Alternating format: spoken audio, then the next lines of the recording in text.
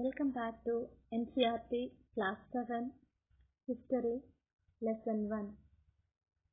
Let me tell you what is history. History is the study of past events, particularly in human life. Why do we study history? It helps us to understand change and how the society we live in came to be. And it helps us to know about our past.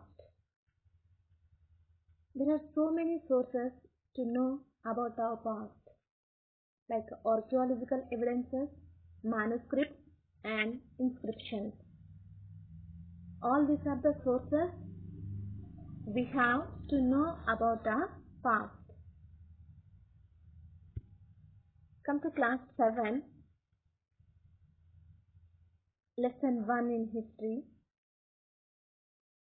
Tracing changes through 1,000 years. Here, the title itself it is giving answer. Changes. Some 1,000 years ago, what had happened?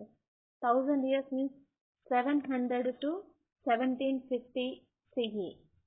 In these 1,000 years, what had happened? What changes had happened?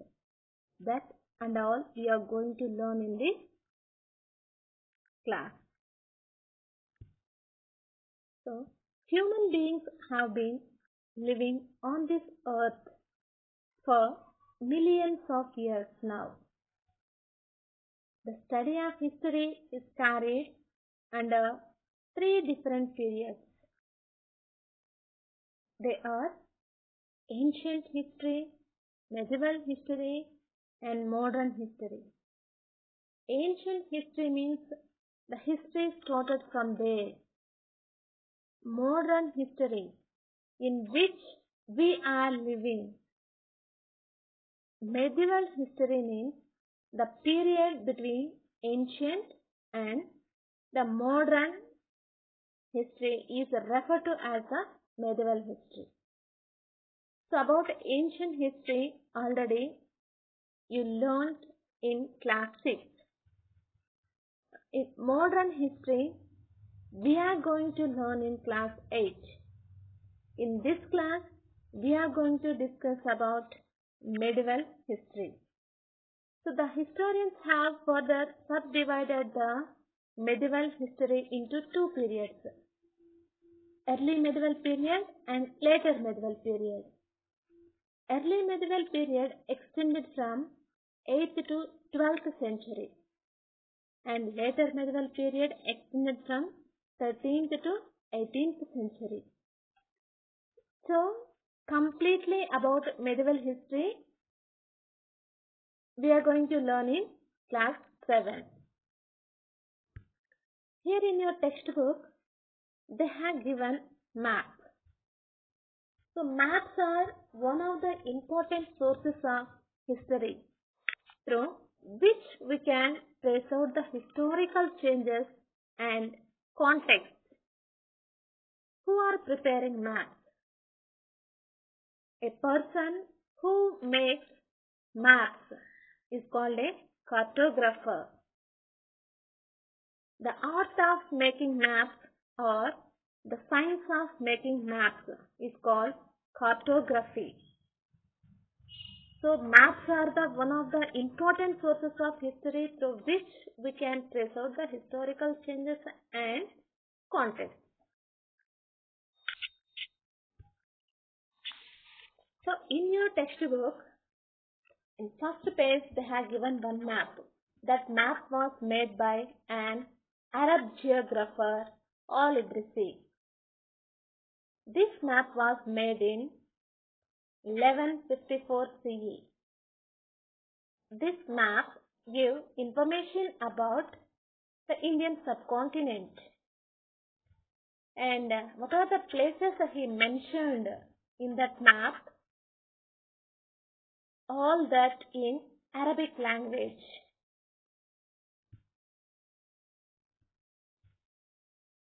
After 600 years, a French cartographer made another map.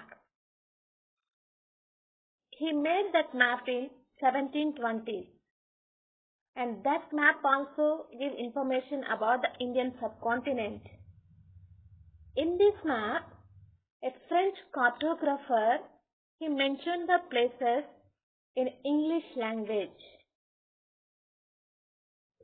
Let us see the differences between these two maps. Map 1 is not the same as the map 2.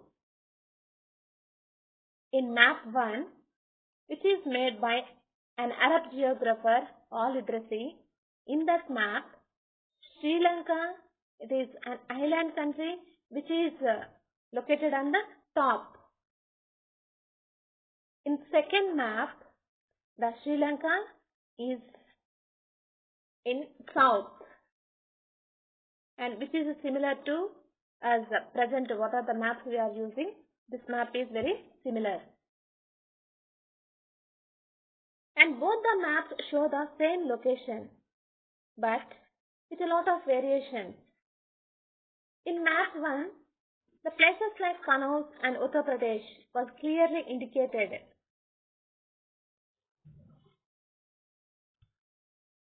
A new and old terminologies.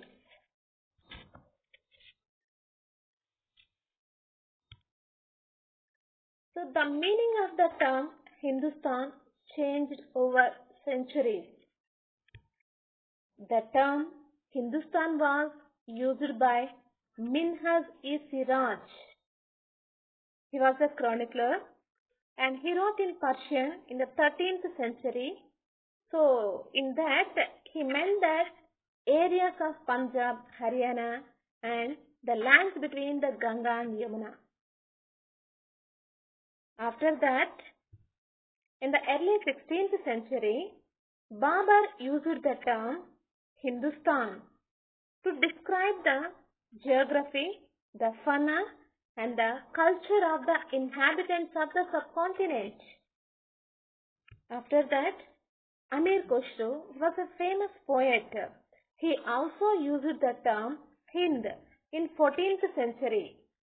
The idea of a geographical and cultural entity like India did exist, but the term Hindustan did not carry the political and national meaning like what we use now for India.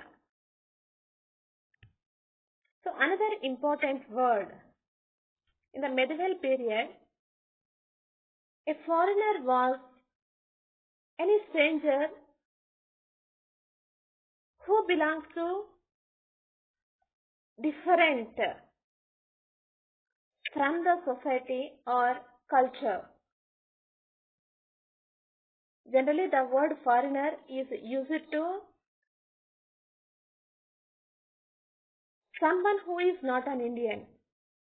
But in the medieval period, it was used for a person who was not a part of a particular society or culture.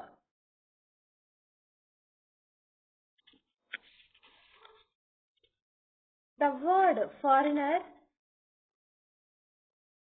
is used in Hindi, it is Paradeshi.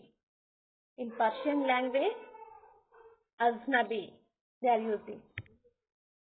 And at present, we are using the word foreigner means a person who resides in another country and is only temporary visitor to our country. That person is called foreigner.